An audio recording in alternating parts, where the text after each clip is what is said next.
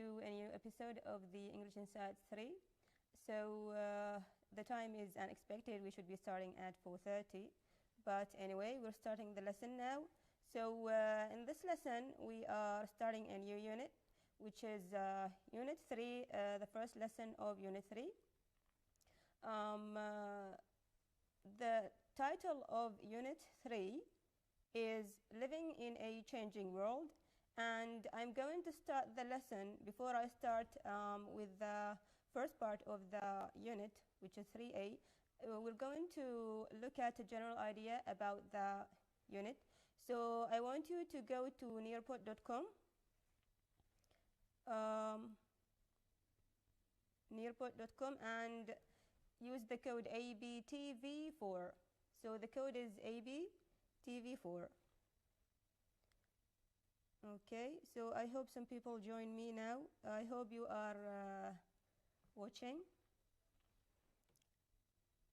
The code is ABTV4, or all capital letters, and in the end you have the number 4. So I can't see anybody joining. I will be waiting.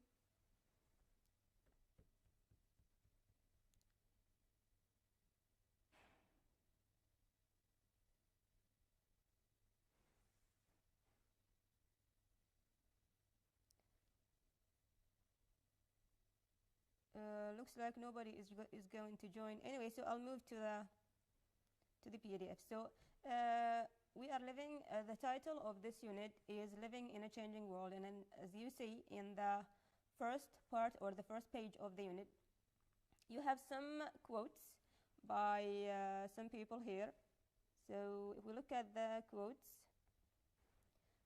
these two quotes. The first quote says, "Time and the world do not stand still. Change is the law of life." So change, and as in the title it is said, it is a changing world. So change is the law of life, and those who look only to the past or the present are certain to miss the future. I don't know if you agree or not. I wanted you to give me your opinions there in Nearpod. And the other one says, "When did the future switch from being a promise to a threat?" So I don't know if you agree or not with these two sayings. And in order to talk about the change that is happening in the world right now, let's look at this fact box. In the fact box, it says that 80% of the world's forests are gone. So the world used to be full of forests, trees, but already 80% are already gone. Then 40% of our waterways are undrinkable. So the water we are drinking might not be safe anymore, so it is undrinkable. 75% of global fisheries have been fished beyond capacity. So it means that like most of the fish there in the sea is like going to vanish. We might not have any more fish to eat. Then you have 200,000 people a day are moving to cities from environments that no longer support them. So they are moving to cities from the environments which were their original places of living, and they are moving to cities because cities support them more. So even like wildlife might vanish. Then the average person consumes twice as much as 50 years ago. So 50 years ago, an average person consumed less than an average person does now. So everybody needs like more money, more of everything. So we need more of everything. Now you have two questions here, which I'd like to know your opinion of. Of course, the first one is an opinion. How do you feel about the future, and what are you pessimistic and optimistic about? Now, when we say pessimistic, we're talking something negative. Is there anything you're feeling bad about? You think that's not going to be good in the future? So we're talking about the future. Everything here is about the future.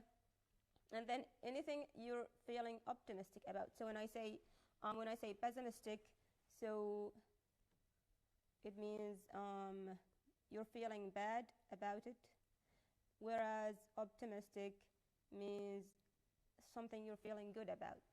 Now, I don't know if you're joining there. We just have one person. Okay, so I can move here. How do you feel about the future? What are you pessimistic and optimistic about? We have Hiam. No problem, Hiam. We can start with you. So can you give us your answers, Hiam? How do you feel about the future? And what are you pessimistic and optimistic about? If you have something to say, you have a minute and 40 seconds now. Almost 40 seconds left for you, Hiam. I'll be waiting for your answer, Hiam. Okay.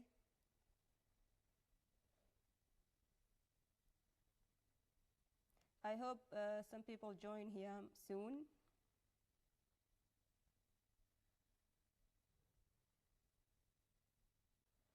So 20 seconds left. If you have anything to say here. What are you pessimistic and optimistic about? So in relation to the future, I don't know if Hiam is going to provide any answers here. Nothing from Hiam. Okay, great. Let's just move on.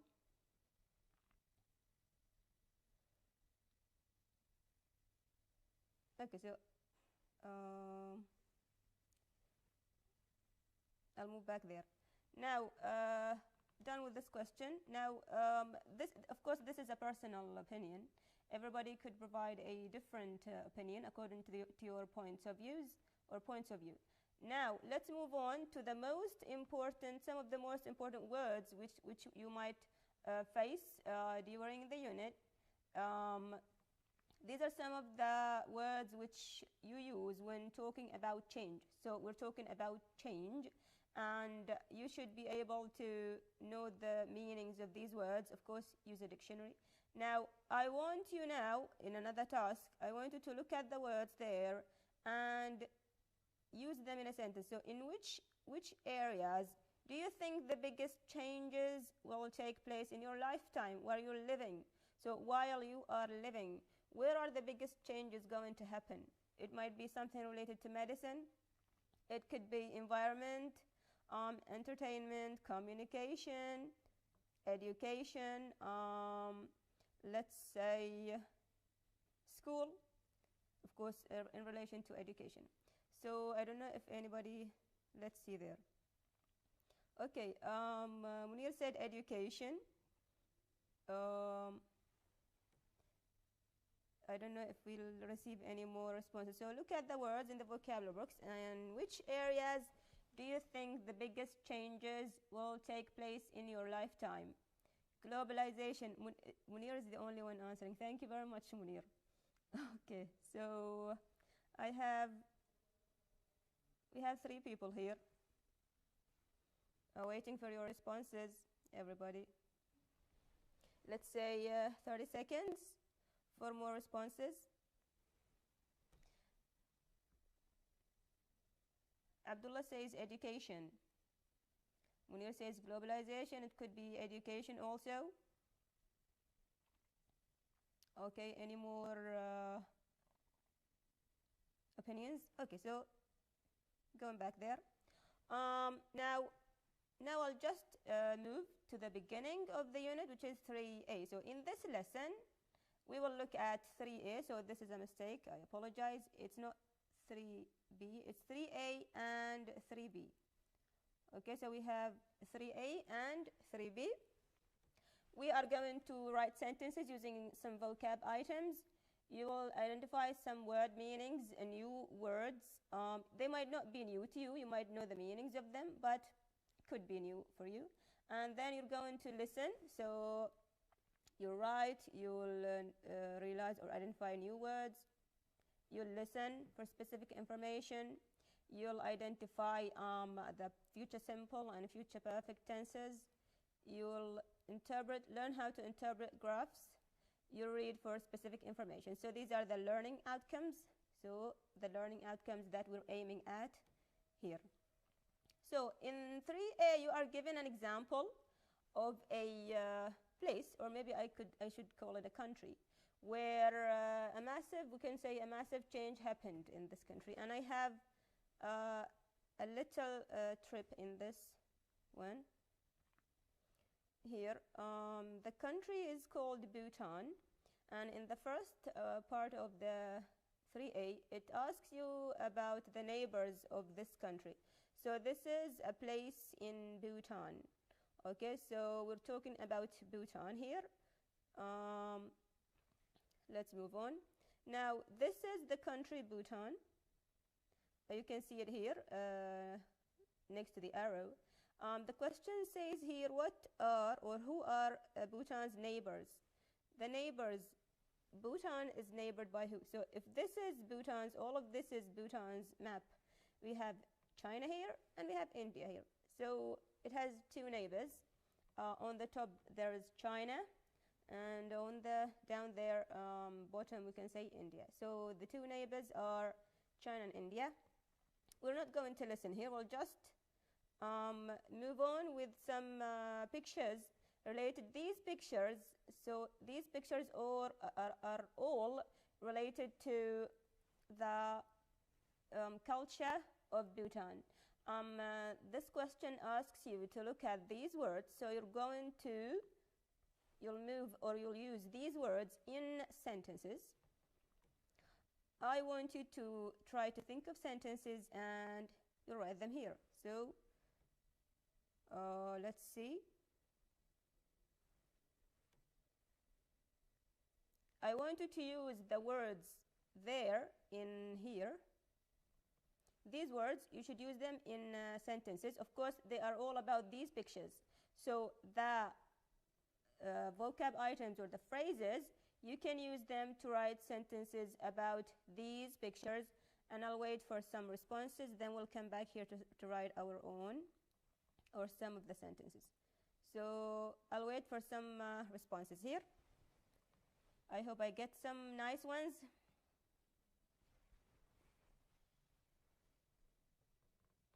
Waiting for your responses. I know this is a writing task, not really writing, just writing sentences. So good practice for writing and descriptive writing, which because you're using you're describing the pictures. So I hope you have the book there next to you, because you need to look at the pictures in order to use the phrases in a sentence. And I hope I get some responses soon. So, any responses here? Great. So Munir says globalization may change people's life in Bhutan. A nice one. Yes. Okay, great. Any other responses, students? You could also talk about the pictures which are in your book. I wanted to talk about them. Try to use the phrases there which you have, and you have them inside a box. And also look at the pictures. So writing about the pictures, using the phrases you are given, these ones. Okay? So you'll use these to talk about the pictures. We have another response. Bhutan people wear Western dresses. Could be. Abdullah, very good. Okay, so I have 5 people now, which is nice. Better than none. So 5 is better than no one. Any more responses? No problem. I think we have some time. I hope I get just one more response. I need one more response. If somebody could provide us with one more response. Okay. Waiting. Munir again. People in Bhutan don't eat out. Okay. Yeah. Maybe they do now. Okay. So they don't eat out because they're used to the traditional way of life, living inside their houses and eating traditional food. Okay, great. Thank you. So we can say some sentences about every one of these phrases. Now, if you look at the first one, you can see that these people are in a festival. So people in Bhutan, they take part in a festival, in any festival. So there is the tradition of having or holding festivals there in Bhutan. So I can say for number one, sorry. Okay, so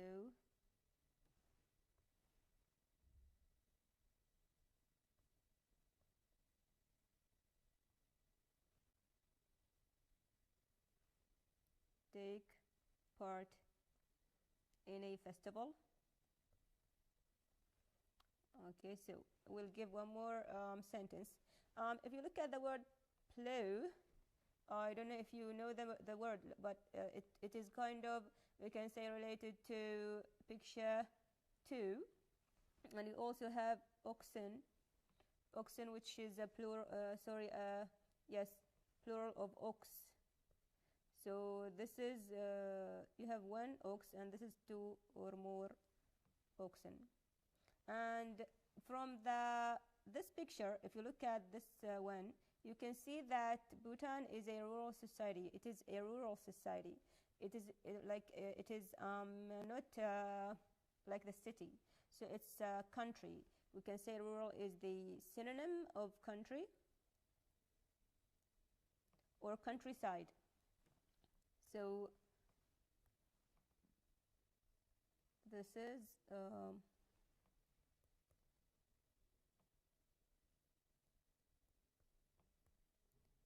the countryside.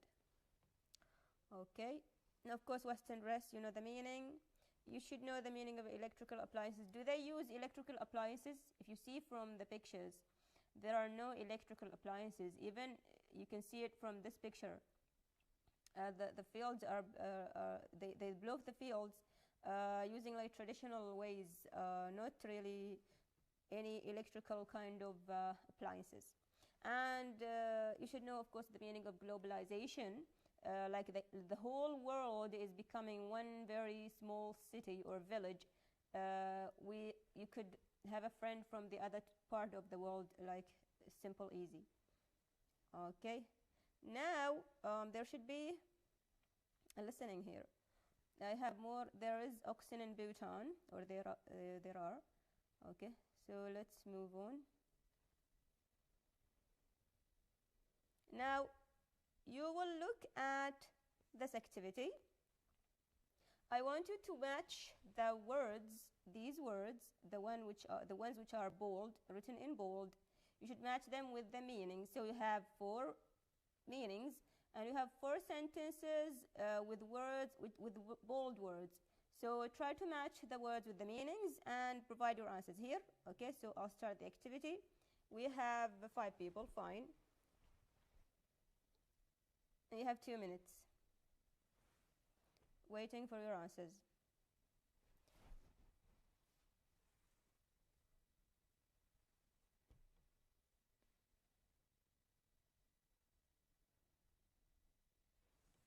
Okay.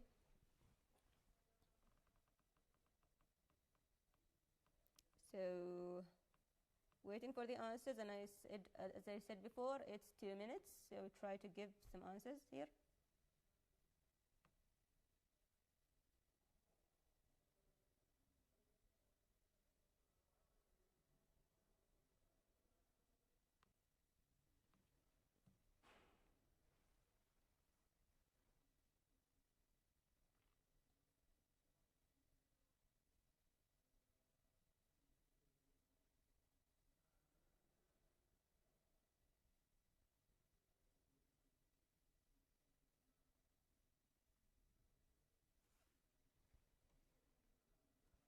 Excellent, Abdullah, you have a full mark there. Well done, Munir. Oh, just one mistake. The rest, I don't know where the rest has gone or have gone. They haven't provided any answers. Anyway,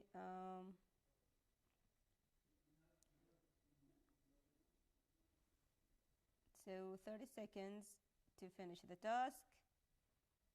Here.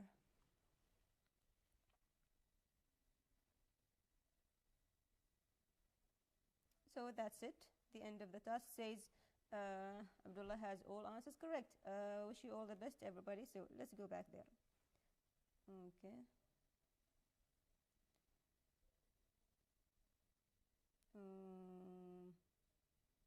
Okay.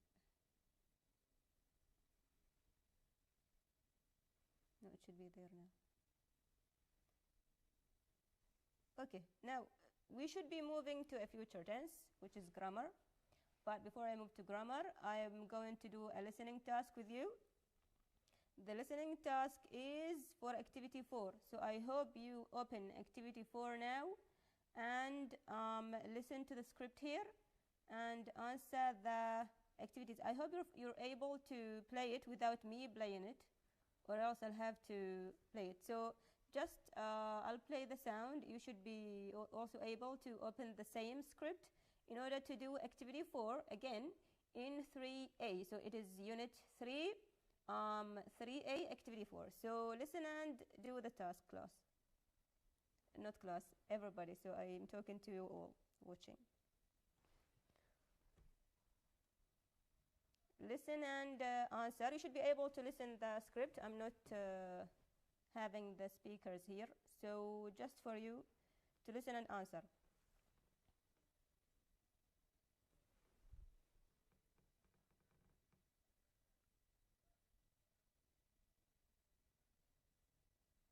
If any people are joining now, the code is still there. So it is ABTV, all capital letters, and the number 4.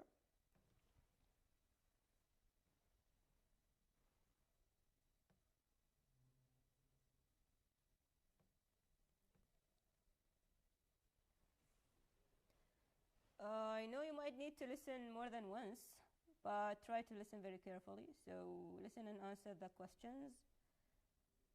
Of course, it's a multiple choice question. Choose the correct answer for every question. So it's either going to be A, B, C, or D.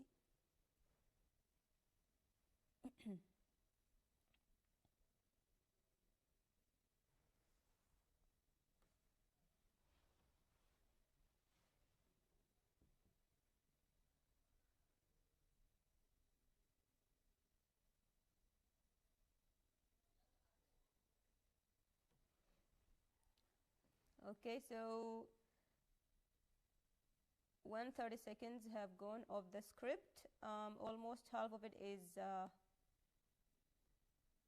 left. Less than half, really. It's about 2 minutes or a little bit more long.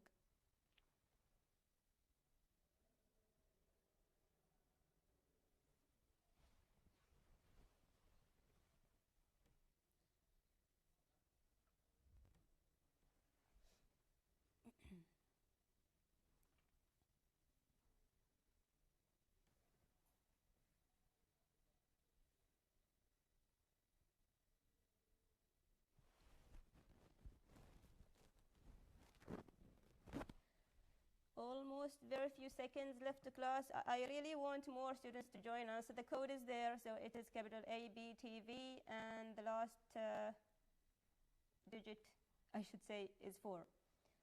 Okay, so very few seconds. I know I shouldn't be talking while listening, but because I'm on TV, I should be talking.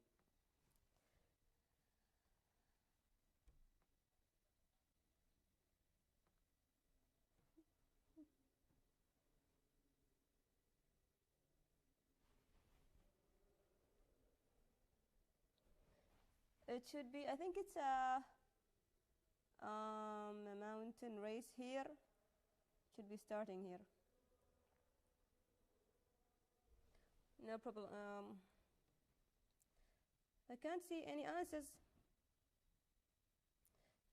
Okay, so let's just complete the lesson. Let's just move on to grammar. So the first grammar rule we're going to learn is the future tense. So you should have learned the future tense before.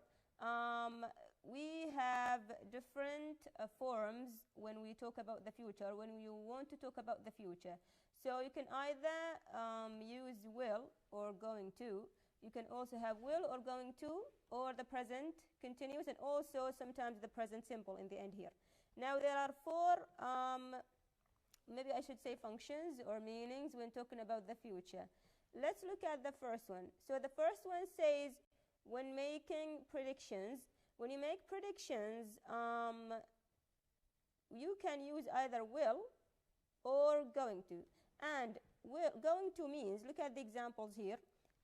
It is usually used when there is some evidence. So going to, if there is an evidence, then I'm going to use going to. So when there is evidence to back up the prediction, so there is an evidence, I'm not just predicting, I have some kind of evidence, so that's why I'll say going to.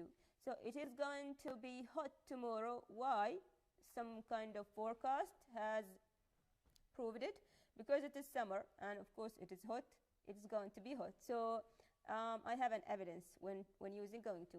Then with will, we can use words such as definitely, probably, hopefully, and maybe, and also maybe, to strengthen or weaken the prediction. Maybe she will go to the mall at the weekend. So I said maybe. So this is the example here. I'm using the word maybe, and I said she will go to the mall at the weekend. Okay, so this is for making predictions. So I have finished number one, which is making predictions. Now, number two. For number two, we're talking about spontaneous plans, decisions, and offers. Spontaneous means at time of speaking. So I haven't planned for it before. So it's just like the plan was done at time of speaking. So I should say spontaneous means at time of speaking. That's why it is spontaneous. So plans, decisions, also offers. If you offer something, like you're talking to someone and you offer them something, then it's going to be will. Okay, so we're talking about will here. Look at this example.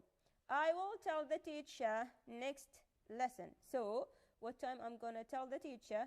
I will tell the teacher next lesson. So this is just a decision made at time of speaking, or so it is a spontaneous plan. Okay, so number three, plans in the future. So these are plans in the future. I am planning for something that is going to happen in the future, but I have some kind of a plan. I have organized for it, arranged for it, so I can say it is a plan. So you can either use going to, which is be, means is or are. Of course, here you're going to have is or are plus going to, or you can use the present continuous, and you should know the structure of the present continuous, which is or are, and then the verb plus ing, like is writing, is traveling, is eating, for example. Now, the example here says you are going to take a train to the coast. So you are going to take a train to the coast. You have made a plan for this thing which is going to happen in the future. Number four, events in a timetable or schedule. So I remember talking about describing events, timetables, when we were talking about everyday English the other day. I don't know, it's unit 1, I think. So we talked about talking about events in a schedule or a timetable, and we said you use the present simple. So their appointment on Monday is at 10. It is the future, but I didn't say is going to be or will be or is going, is in, like I'm not using will or going to or the present continuous. I'm using present simple. Why? Because it is a timetable or a schedule. Now, like you have a timetable where with the name of an event, you have the event here and you have the time here. So when you describe it, you use the present simple.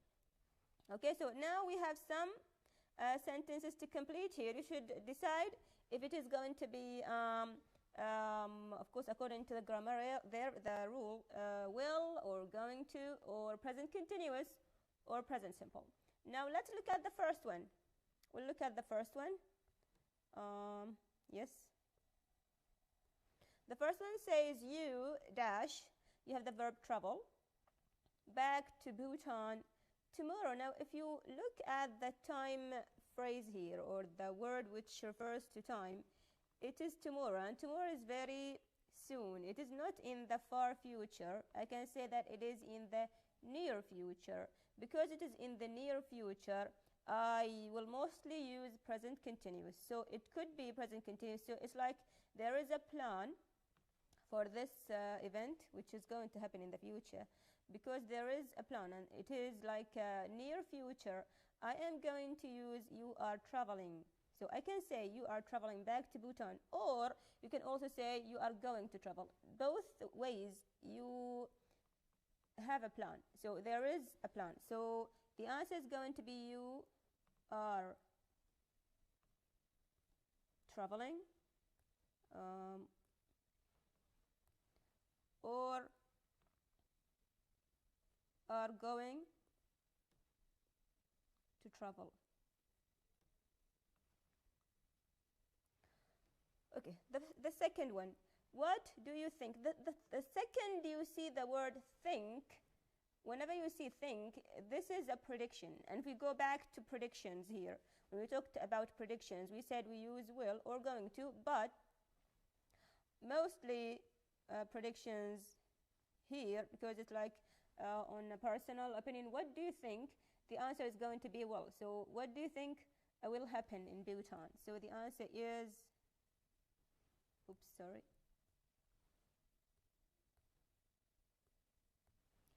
So will happen. Okay, number 3. I dash reserve judgment for the moment.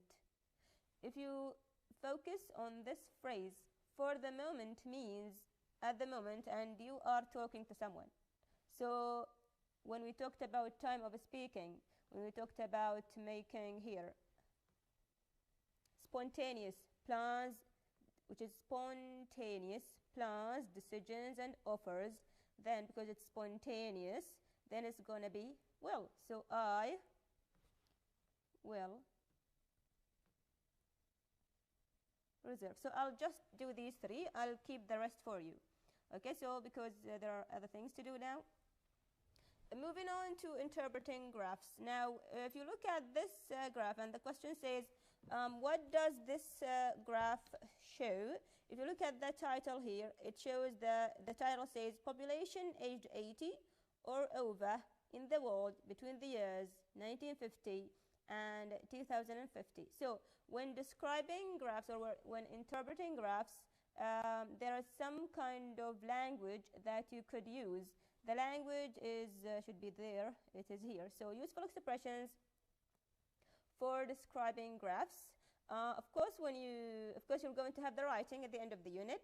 We're just given some examples here, just like a kind of practice. You can say a little kind of practice. So this is the language, and you have it in your books. So the expressions used, the most important one when you start writing about the graph, this one. The first graph, you can say shows, represents, there are other words as well. You can say illustrates. Sometimes you could say depicts. Others could be displays. So displays. Okay, so you have just, you can choose, or you can use this one or the other one. Okay, now if we look at this example, what does this graph? Now remember that there are lots of types of graphs. You have a line graph, you have a pie chart, you can have a bar graph, you can have a curve. So it could be more than one type of graph. Of course, it's not that difference when writing about every one of them, but you should know the difference when you start the writing lesson. Now the first graph shows or represents, okay, so it shows the world population. Okay, so this is not the first one. I think this is the first one. Okay. So the first graph shows that, try to make it finer, so that world population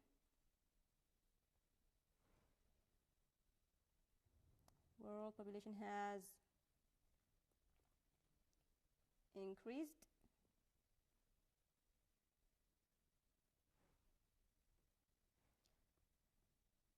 since 1950. So since 1950 it is increasing, yes.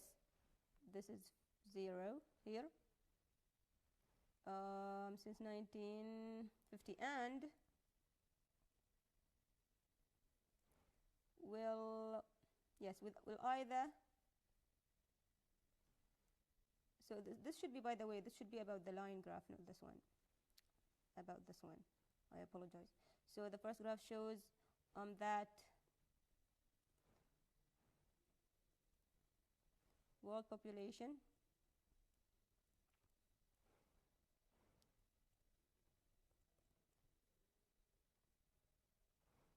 has increased.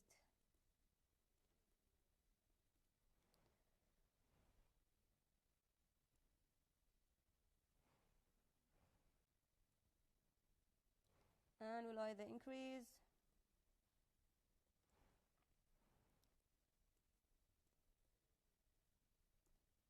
enormously, or, of course, you can see here that you have two. You have a line, we can say both are blue, but one is like dark blue, the other one is light blue, I could say. And if you look at this key here, the key here says high prediction. So the light blue is the high prediction, whereas the dark blue is the low prediction. So will either increase according to the light blue, or the other prediction says drop to 1950s levels by 2300. Okay, so there are two predictions here. So this is the first graph. Okay, whereas the second, this should be the second, not the first. So this is the second graph.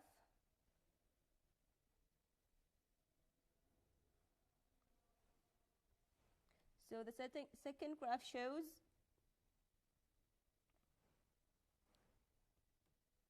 the world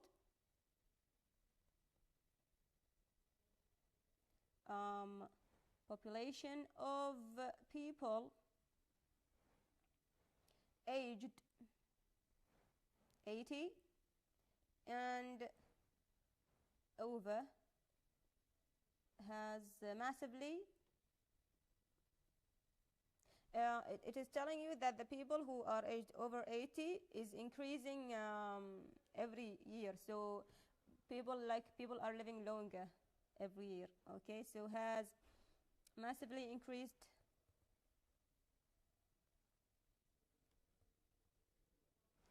since 1950, and is, we'll just cancel this.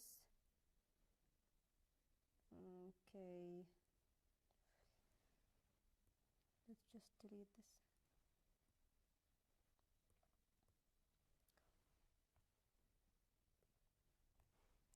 And is, so I'll complete there, is projected to grow to immense levels by 2050. So to immense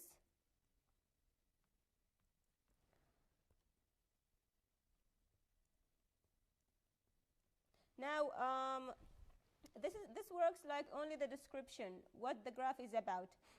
You can say, for example, if we look at the sentence, a slow or steady or sharp, dramatic rise or increase or fall. If we look at between these 2 years, you can see there is a very big difference. Now it was 153.4, and then it's going to be 379. So we can say that a dramatic rise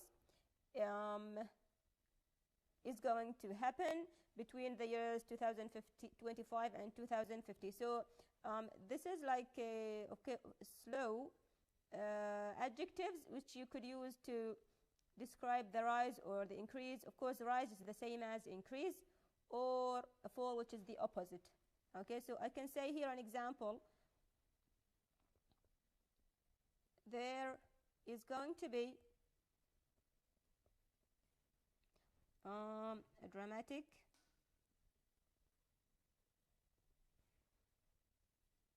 rise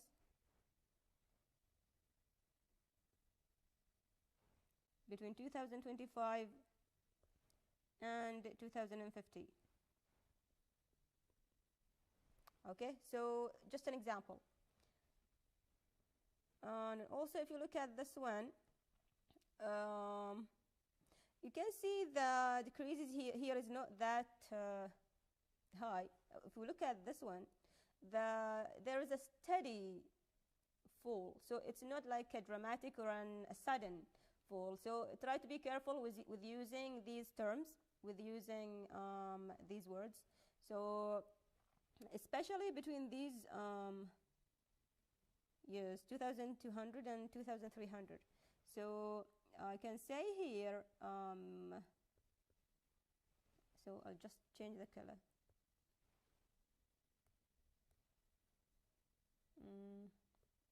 Green?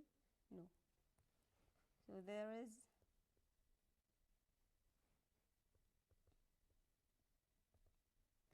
is going to be a steady, you can say decrease, yeah, or no, there's not really that much of a decrease. I can't call it decrease because it's almost the same number, but there is a very, very difference in the very short difference, or a very small, I should say, difference. A steady decrease in the world population. Okay, so notice here that I am using the future tense we talked about, which I explained there. So we are using it here as practice for writing using the future. Okay, so we have taken this. Now, another important grammar also in Unit 3, another future tense are two: the future perfect and the future continuous. Now, these might be new to you. It might be the first time for you to take them, first time here, grade 12 elective. But let's look at the meanings when we use both of them. So the future perfect first. The future perfect, we use it to talk about action completed before a certain point of time in the future. So it is before a certain point of time in the future. Now, we're always talking about the future here. Not past, not present. Okay, so it used to talk about action completed before a certain point of time in the future. Let's look at the structure. The structure says will plus have plus the past participle, of course, of the main verb. The example here says, based on present figures, some estimates predict that the world population will have doubled by about 2040. To make it easier for you, let's look at this. Now, you are thinking about what's going to happen in the future, and you are trying to predict. So, based on present figures, the same example I read there, some estimates predict that the world population will have doubled by about 2040. It means when we are in 2040, it will have doubled. So now, if in 2020 now, 2020 is the year now, if it is more than 7 billion, it could be more. So according to my researches, it is more than 7 billion. In 2030, it is going to be 10 billion, or it will increase to reach 10 billion. In 2040, it will be 14 billion, which is the double of 2020. So this is the double. Now, if I predict now in the year 2020 about what's going to happen in the year 2040, I will say, based on present figures, some estimates predict that the world population will have doubled. And be careful about the structure, the building of your sentence. So by about 2040, it will have doubled. I am again making predictions. This is just a prediction. Okay, so this is one example. Now, this is the future perfect. Let's look at the future continuous. We use the future continuous to talk about an action in progress at a certain time in the future. Now, if I use the present continuous, I am talking non-stop. So I am talking. If I talk about an action in progress at a certain time in the future, I will use the future continuous, and I'll say, one fact is fairly certain: in the future, people will be living longer. If we look at this example, so if in 2020 we live for 70 years old, in 2030 we'll live for 80 years old, in 2040 we will live in 90 years old.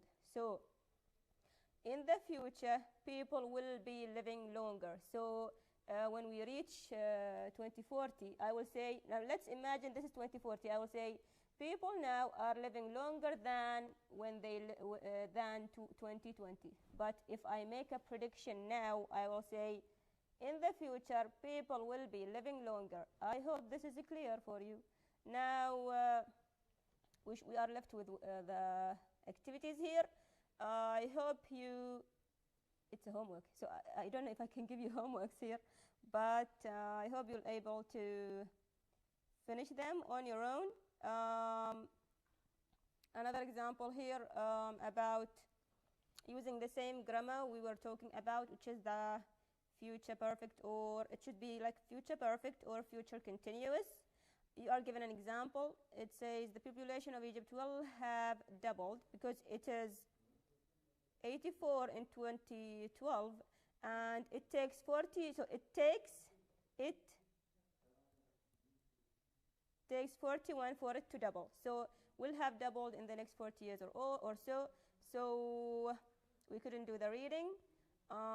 This is the end of the lesson. So you wrote some sentences using some vocab items.